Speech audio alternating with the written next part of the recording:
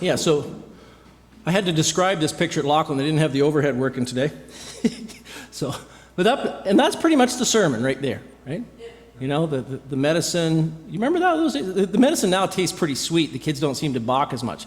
But when I was a boy, it was all Buckley's or something, you know. Buckley's is still the same. Buckley still tastes as awful as ever. Yeah. So, yeah. And it's for your own good. So that's kind of where we're going, and we shall expand on that as we go. So I found this quote on good old Google Images. I thought it's kind of apropos to this. Sometimes you must hurt in order to know, fall in order to grow, lose in order to gain, because most of life's greatest lessons are learned through pain. I see people nodding and other people groaning. Sad but true. I mean, it's just proven out in my own life, probably all your lives. That is exactly the way it works. Wouldn't it be nice if you could just, read the instructions, right, and say, well, don't do this, and you'll have a happy, wise, fruitful, painless, pain-free life. Yeah. It doesn't work out that way. I mean, there are certain instructions like that, but we never pay any attention to them, and it's the very last thing we ever do. So the only way we basically learn the hardest, toughest, most important things in life is usually through some kind of suffering. And that's basically what he's going to go on about in this passage.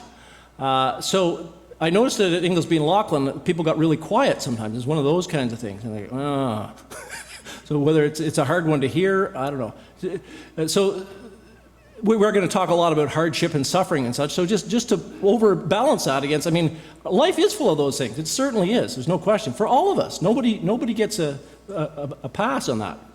But at the same time, life is full of good things. So those are the things that we have to understand. That it's a mixed bag. Our lives are filled with grace and love and provision, good food and beauty that surrounds us in creation and even artwork, the man-made stuff and friendship. And there's so many wonderful things, good books to read, it's easy to kind of get dwelling on the difficulties and the hardships, and we need to come to grips with those things, but at the same time, our lives are filled with blessings from God, who makes his rain to fall on the just and on the unjust. He starts with, I'm supposed to put this up in the air for Jerry, who, he starts this passage off basically with a quote from the book of Proverbs. And so the book of Proverbs is a book of wisdom sayings, collected at least by Solomon, if not written by Solomon. And the first chunk of it is especially targeting his son, or someone's son, the king's son. Say, okay, this is how if you're going to have a happy life, you have to accept the discipline and the teaching especially of your parents. So my son, but also of the Lord. He says, my son, do not reject the discipline of the Lord or loathe his reproof. For whom the Lord loves, he reproves, even as a father corrects the son in whom he delights. Now some of these passages, the original has the word son in it, and of course implicit in that is daughter. So don't think you're off the hook. So some of the newer versions, they say child, so it could give us the kind of a generic, all-encompassing one. But he says, do not reject the discipline of the Lord or loathe his reproof. It's easy to do that. Do any of us like getting corrected and disciplined? Not really. And if you remember as a child, or even if you remember disciplining your kids, how they tried to run off when you were about to, well, we used to spank back in my day. And he's still alive. He didn't die. But, I'm not even going to get into that controversy. But you can imagine the children when you went to discipline them, or they were hiding under the house or under the deck or someplace because they knew that they were going to get caught. So he's saying, that's human nature. We're going to run from reproof. We're going to run from correction. He says, learn not to do that. Learn to accept it. And don't loathe his reproof. For whom the Lord loves, he reproves, even as a father corrects the son in whom he delights. So we have a dad correcting his son. And just to keep it generic, I just found these great pictures. It was so telling, I thought. You probably had that conversation on one end or the other. this reminds me a lot of Chris here, but anyway. having some heart-to-hearts, and he doesn't want to hear it, whoever this is. You know, he's probably getting grounded for something, and he's really ticked off about that whole thing. But it's happening anyway, and Mom is explaining to him why. Because she cares. She wants him to learn. She wants him to grow. She's teaching him something. I thought this one was also good. That's a classic.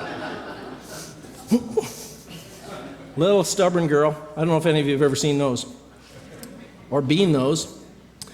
Okay, so the thing about this is, this is what happens in human families, and he's applying it to God in this passage.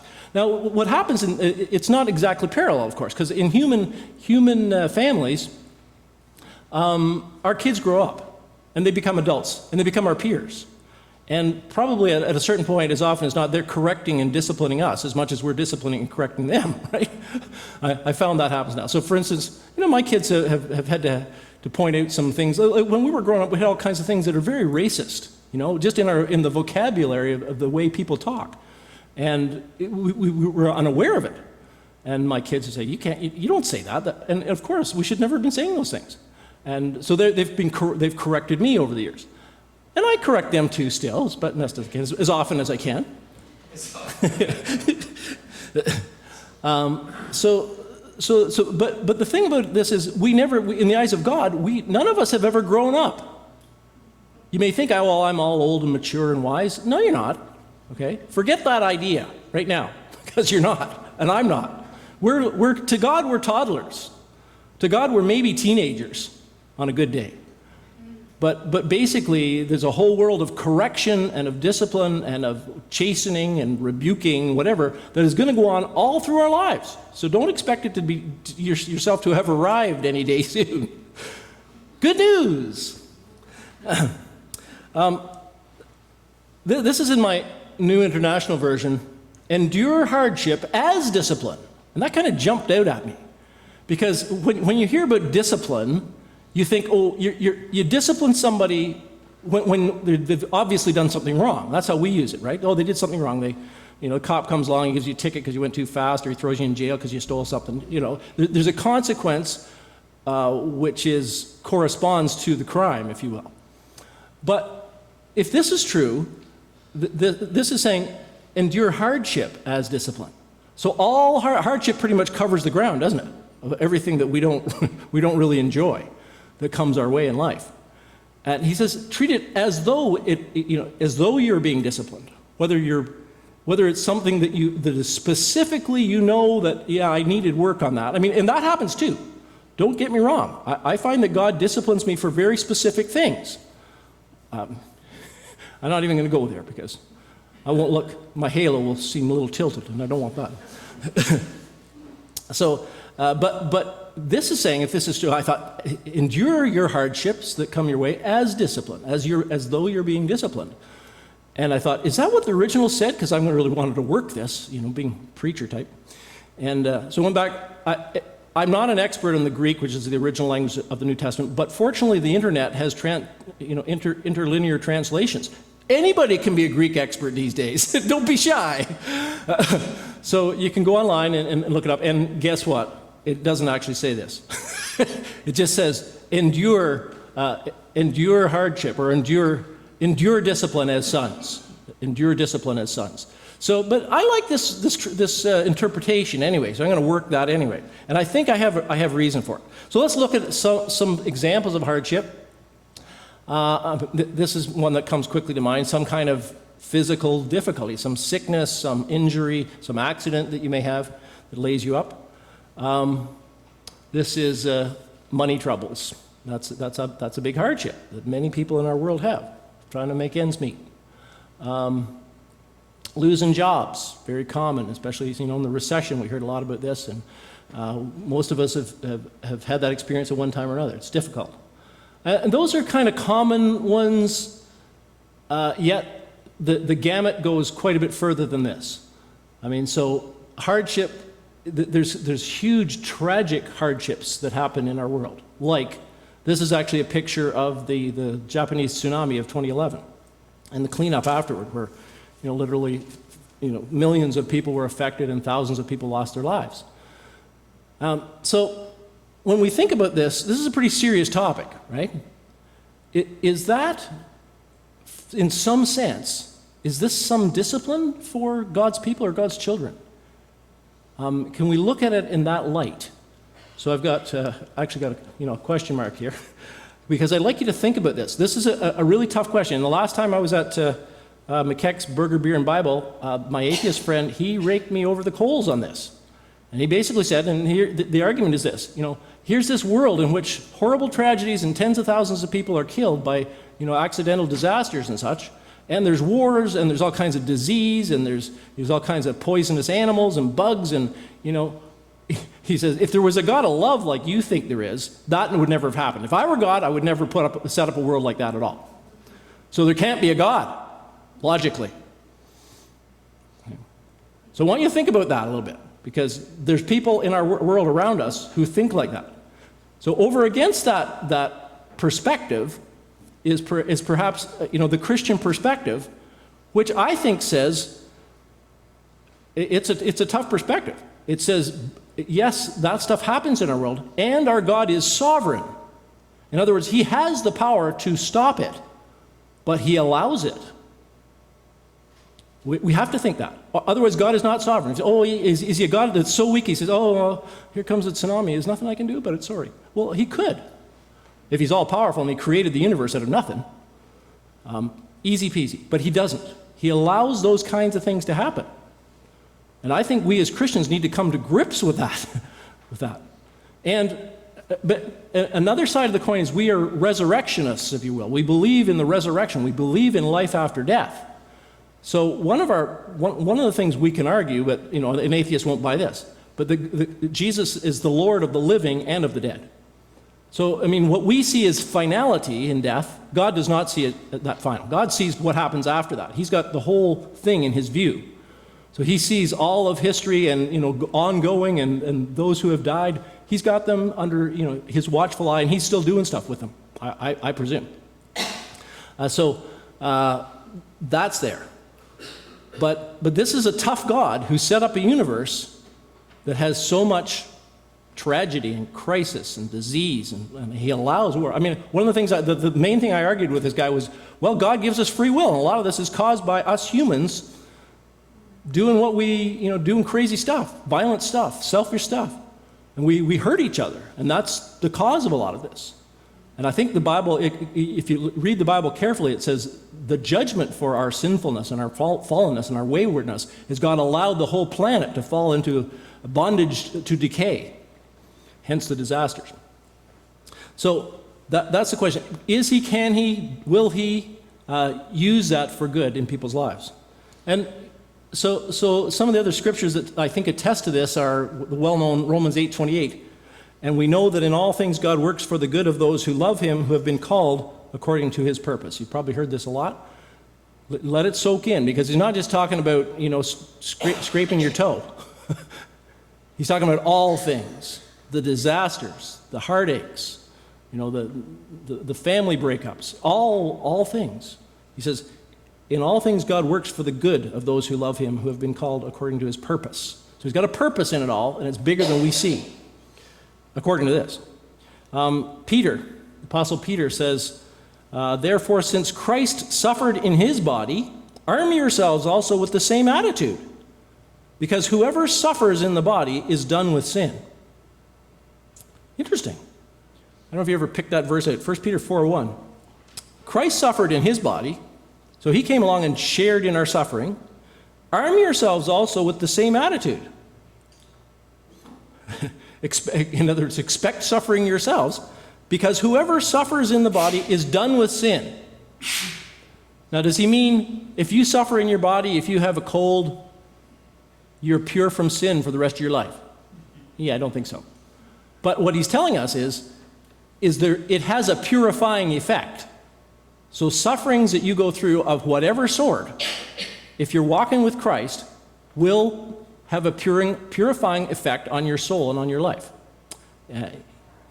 Is done with sin. So that's Peter saying something along the same lines that I've been mentioning.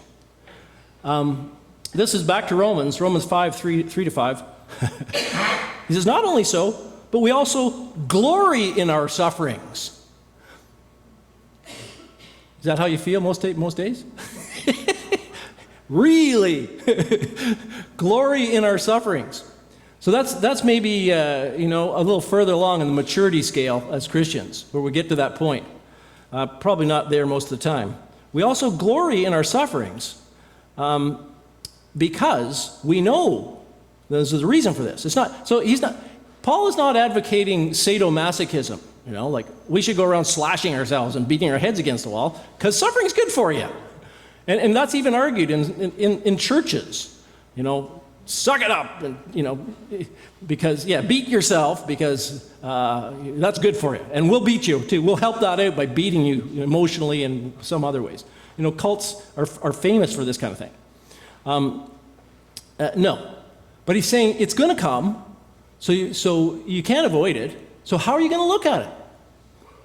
We glory in our sufferings because we know that suffering produces perseverance. Well, that's a good thing. Perseverance means you can go the distance. You can go farther. Perseverance, character. Character means you get deeper. And character, hope. Hope means you see the future much more brightly as time goes on.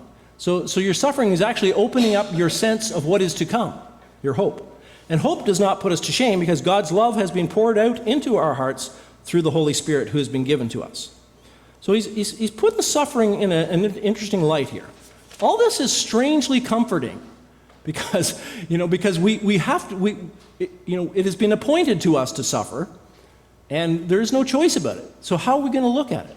And if we look at it through this lens, through the lens that Scripture provides us, it helps a lot, I think.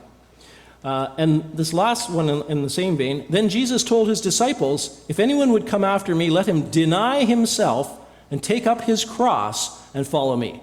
For whoever would save his life will lose it, but whoever loses his life for my sake will find it.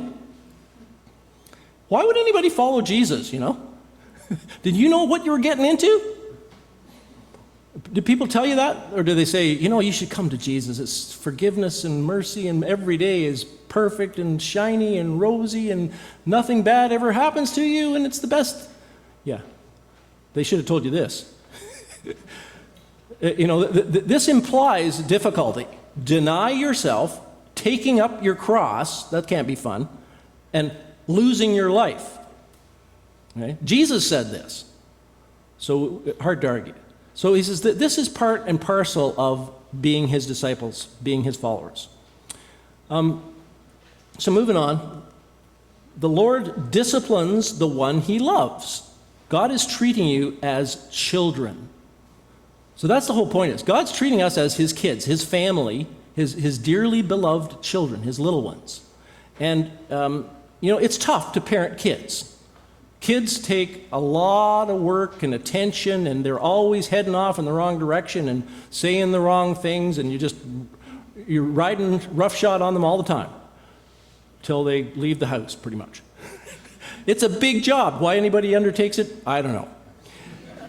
When I was my first pastoral charge, the first place I worked as a student minister in Cars, which is about 10 miles, 15 miles south of Ottawa.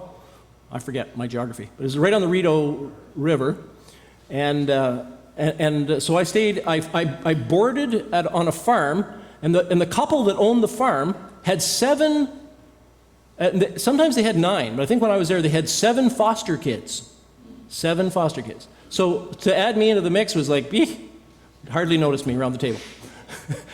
But these kids were all kids who had been bounced from foster home to foster home. They're in the children's aid system, and they had had tough lives. They'd been to multiple homes before they landed at the Begleys. And boy, the Begleys were good for them. They were tough. Every evening they sat around that table and they stayed in their place till their meal was done. They all had chores to do, and by golly, they did them. and they didn't mess around with the Begleys. And that was so good for them. I mean, they had structure around them. They knew what to expect, and they knew that they were loved.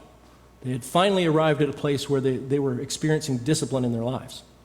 And that's the hallmark of love. Love disciplines, it orders, it brings that kind of consistency to your world. So if we have some sense of that with our kids, that they need discipline, they need correction, they need training, they need teaching, we have some sense. God does that a zillion times over. I mean, there's no end to how he does that with us. And for him, it's personal too. It's whatever's happening in your life, it's personal with God, you and God. And he tailors his discipline to each one of us because he's that wise and that powerful. And it's not like he's way up there and he says, oh, let's just throw a catastrophe down there and see how they make out. No. He's intimately engaged with you in the midst of whatever you're going through. I mean, the fact that God became Jesus and came to earth and walked with us, and walked through suffering and death is indicative of his heart for us in the midst of this kind of thing. And he says, the Lord disciplines the one he loves. It's a sign of his deep, deep love and passion for us human creatures that he cares so much about. He calls us his beloved. And I spoke about this a few weeks ago. We need to understand that all this is all about you are God, the beloved of God. He cherishes you, and he wants the very, very, very best for you. And that's why things happen. He knows what he's doing. He disciplines us for our good, believe it or not. So, back to our toddler, who, they don't know what's good for them. They think, if I climb out of the crib, that'll be good for me. And they don't want to let me, so she's crying. But what happens when they crawl? They all try to crawl. Have you ever seen a toddler not try to crawl out of a crib? So every time. So they don't know what's good for them. So we've got a toddler, the 2-year-old grandchild, and she definitely. I mean, you have to watch her 24/7. She'll jump right in the fire. We had her camping with us on the camping trip. She'll jump right in the fire. She'll walk into the stove. Unless somebody's pulling her away from it, or she goes in the water and she just drowns herself every time. She's not afraid of the water. Finally, we figured out we have to put a life jacket on her all the time when she's in the water, or she's going to drown herself. She doesn't know. But we're like this. He disciplines us for our good, and we don't know what's good for us. We don't. I don't. I don't know what's good for me. I think I do. I know what I'd like. But that's not, God knows what's good for us. He knows what we actually need on a huge mega scale with eyes that we have not begun to glimpse through. Now, faith tells us that. You can only trust that that is true, and that makes sense. And it is true. And we don't know what's good for us, and he does. And his main objective is told in this passage. In order that we may share in his holiness. We may share in his holiness. That's his goal. And holiness is not, wearing a big white gown and a big shiny, I think I got this in Sunday school, shiny face and a halo and, singing. Is that holiness? No. Holiness is a practical thing. It's sharing in his likeness. It's sharing in his love, really. Love is the big thing, the main thing. I really respect, I've been talking with some people, some friends that work with the elderly and the senior in the nursing care homes around here. Man, kudos to these people. Loving the people that, they need a lot of care. And good job. I mean, many of us can't do that. It's too tough. But that's one form of love, all kinds of love. But it's not just love. His holiness is about his joy. I mean, God is full of joy. And we notably, this isn't we get our own love and we get our own joy. We get his. We share in his holiness. He brings us into his, Christ in you, you in Christ. We're gathered together into God to the extent that we share his holiness. So we share in his love, we share in his joy, we share in his peace, and he has this deep, deep peace that passes understanding. This is through discipline. This is what we share in. Through discipline, we share in his patience. He's got infinite patience. He can wait. We share in his generosity, right? I mean, he is so generous. He just, goodness and provision flows out from him. And we share in his humility. Mother Teresa, for those of you that don't recognize her. We share in his humility. And I love to point this out because this is something that struck me and changed me, I think, to understand about God. That God is infinitely meek and lowly and humble of heart. Jesus says it. He says, I am meek and lowly of heart. And then he says, he who has seen me has seen the Father. So that's what God is like. God is so super humble that he's undetectable to the human race most of the time. Because we're so full of ourselves, so arrogant, so self-centered. This humble God, he hides from us. Because he will not push himself forward ever. He waits for us to humble up enough to come to him. And then we begin to be changed, and part of his holiness is his humility. I heard, it was a CBC comedian yesterday said that Canadians love to be called humble. That's our great praise, apparently. Okay, but are we? God is. So that's pretty much it. He finishes it off with a few lines. He says, all discipline is at the time painful rather than pleasant. Yeah, really.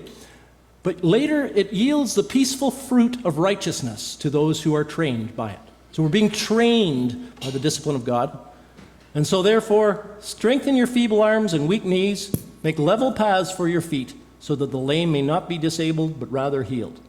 So basically, he's not talking about arms and knees, really. He's talking about life. He said, in view of the fact that whatever you're going through, God is using it for good. He's disciplining you for your good, and he loves you and cherishes you and wants the very best for you. In view of that, buck up. He says, be encouraged and get back to the fight and carry on. Let's pray. Lord, we thank